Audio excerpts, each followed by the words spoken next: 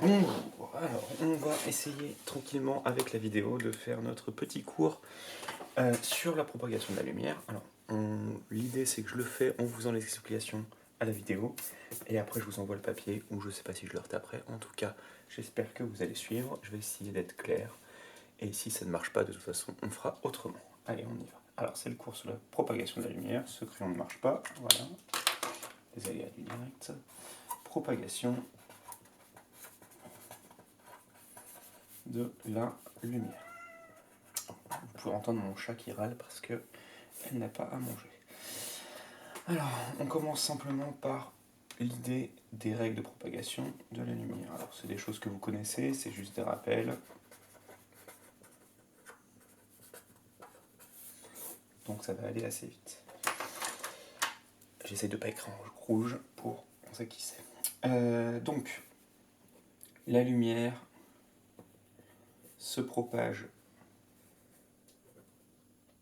en ligne droite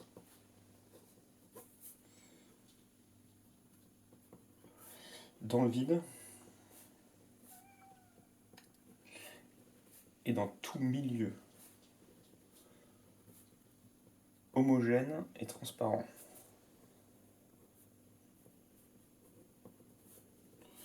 Alors qu'est-ce que ça veut dire homogène et transparent? Homogène, ça veut dire qu'il est toujours à peu près de la même chose, il n'est pas fait de plein de trucs différents qui changent tout le temps, et transparent, ça veut dire qu'il laisse passer la lumière.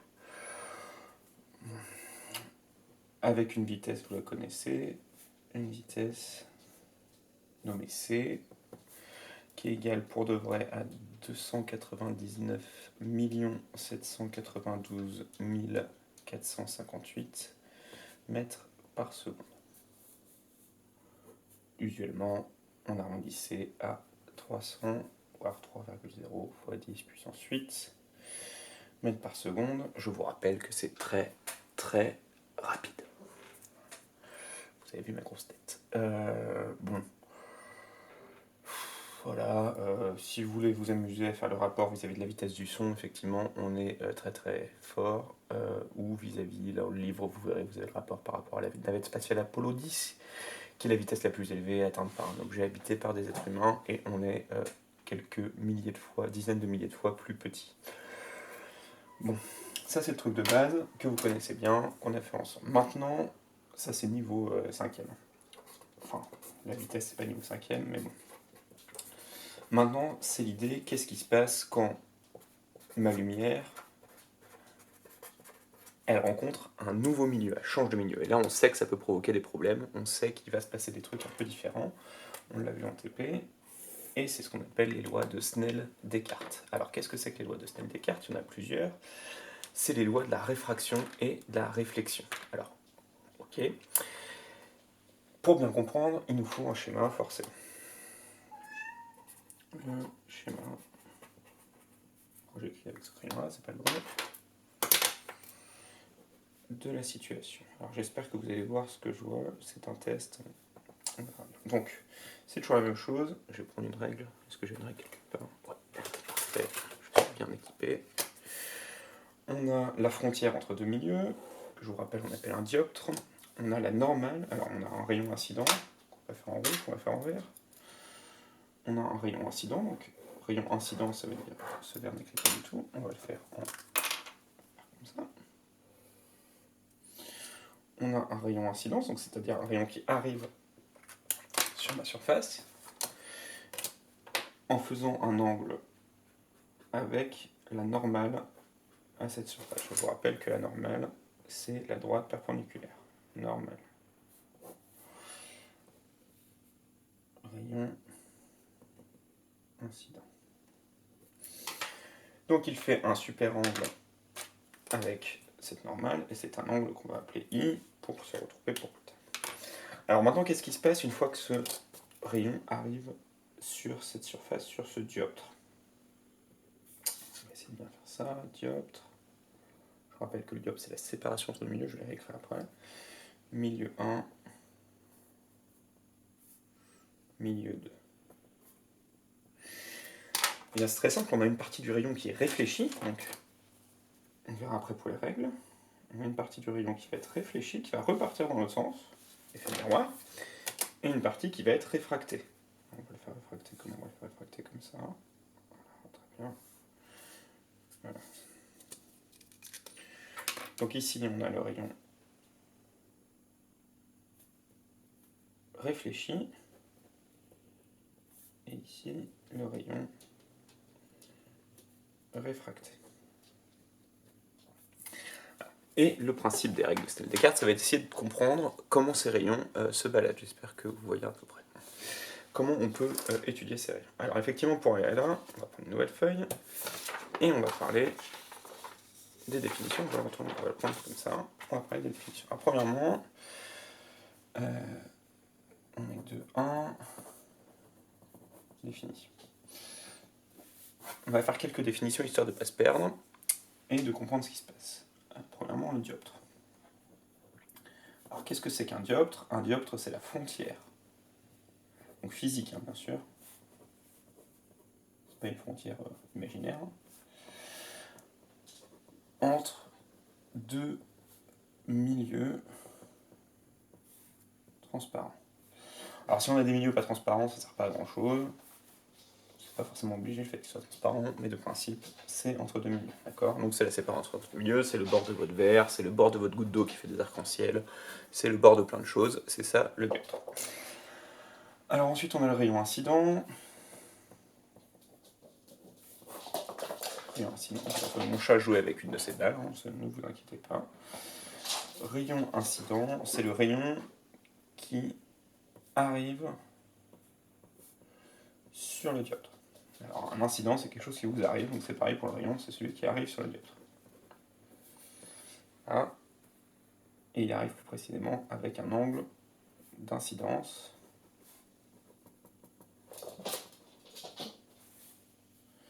I par rapport à la normale.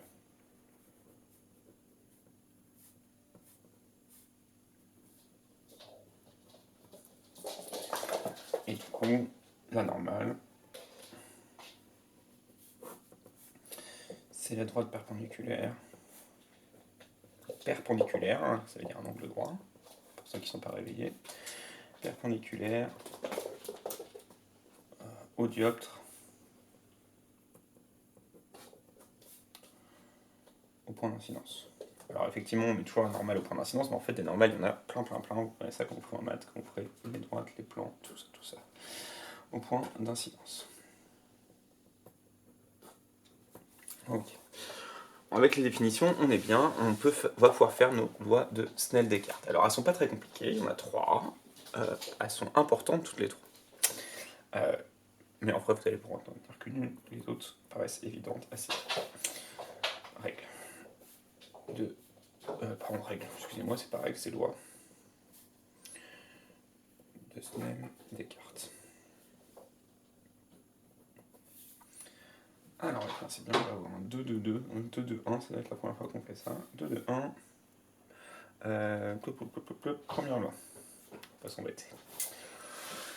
Alors, la première loi n'est pas très compliquée. La première loi nous dit juste quoi? Nous dit juste que les rayons incidents de réfraction et de réflexion sont dans le même plan.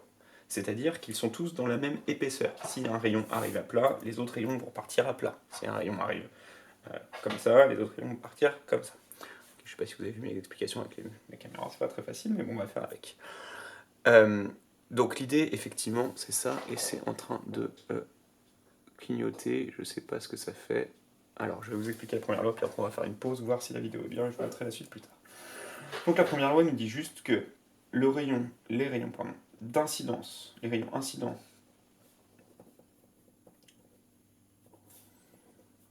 de réflexion et de réfraction, donc celui qui passe le dioptre mais qui est dévié, sont situés dans un même plan. Alors je ne vais pas m'avancer à essayer de faire un schéma en 3 dimensions parce que je ne vais pas y arriver. Vous en avez un dans votre livre, vous aurez l'occasion de voir, il est très bien. Donc situés dans un même plan. Donc c'est équivalent dans une même épaisseur. Ils sont alignés, si vous préférez.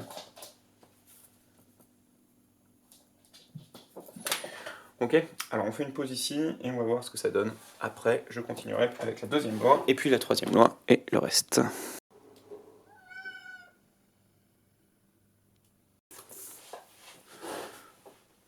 Ok, alors on va continuer, j'essaierai de faire de l'editing après, je pense que je vais devenir youtubeur avant la fin de l'épidémie du coronavirus, mais bon, c'est un problème. Alors, on s'était arrêté à la première loi qui nous parlait, qui nous disait que les trois rayons, incident, réflexion, réfracté, étaient dans le même plan.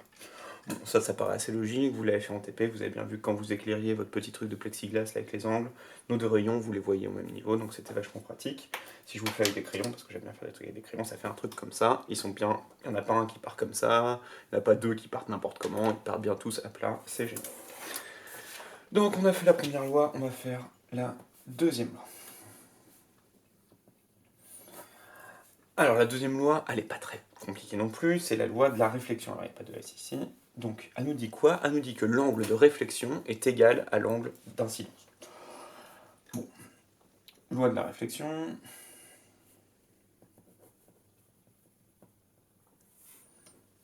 Deux points. L'angle de réflexion est égal à l'angle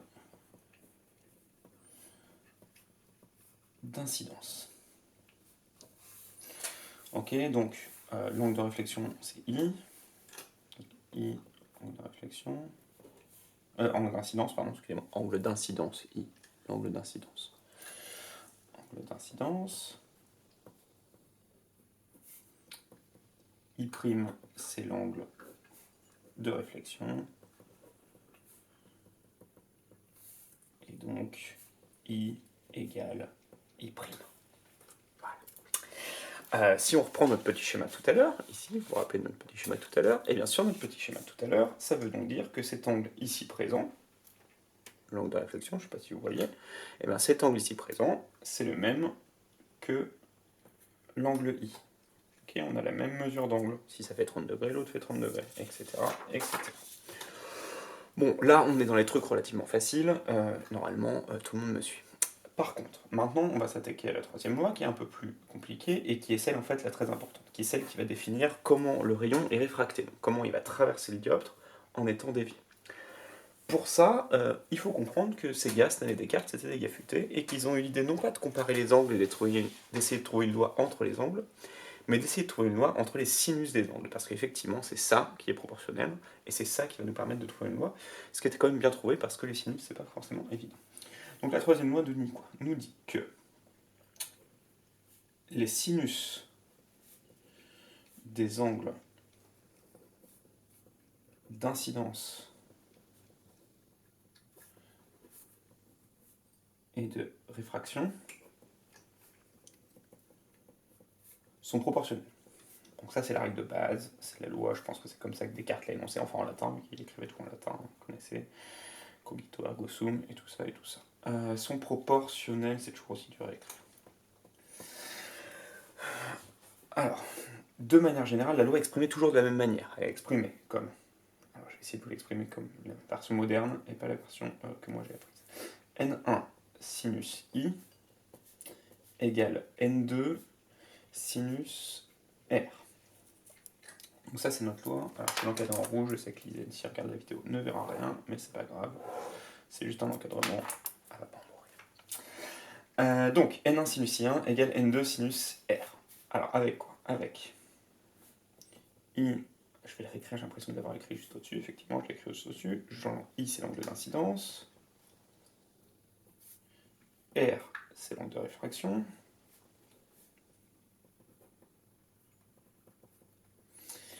Et N1, N2, c'est les indices de réfraction des milieux 1 et 2.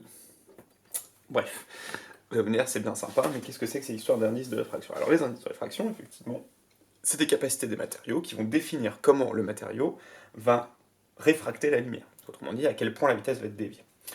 Alors on reviendra un petit peu plus loin, qu'est-ce que c'est effectivement que cet indice de réfraction, d'où il sort, c'est pas le plus important pour vous, d'ailleurs je suis même pas sûr que ce soit au programme, je vais vous le dire, mais c'est même pas sûr que ce soit au programme.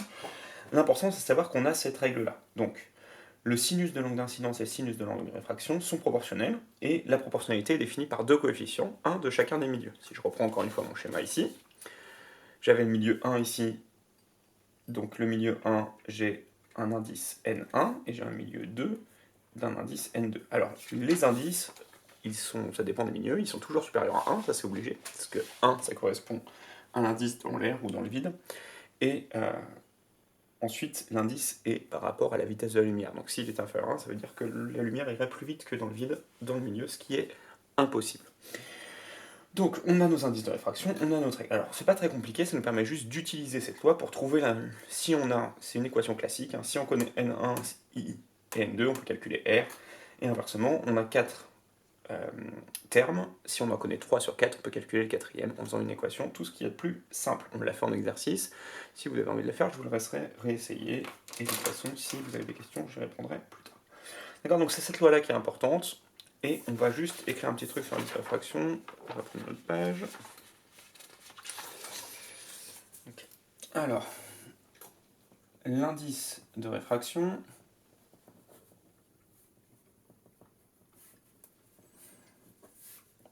est une caractéristique du milieu.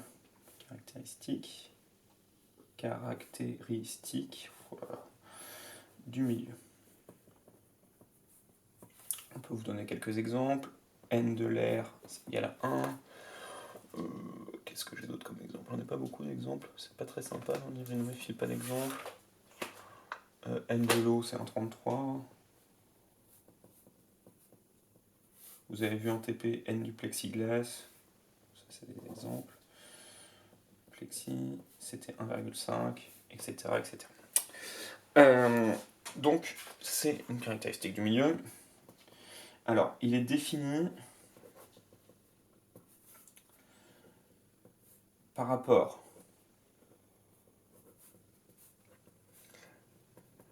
à la vitesse de la lumière dans le milieu comparée à celle dans le vide. La vitesse de la lumière dans le milieu comparée à celle dans le vide /R. Ça change pas grand chose. Entre le vide et l'air, la vitesse va à peu près, enfin la lumière va à peu près à la même vitesse. Bon, ça c'est le truc de base. Je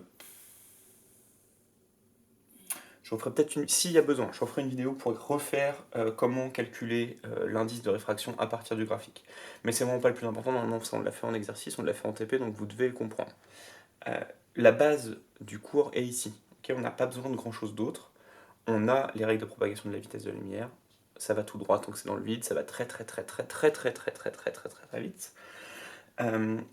Quand ça rencontre la frontière entre deux milieux, on se retrouve avec un rayon qui ne va pas se mettre à faire des courbes.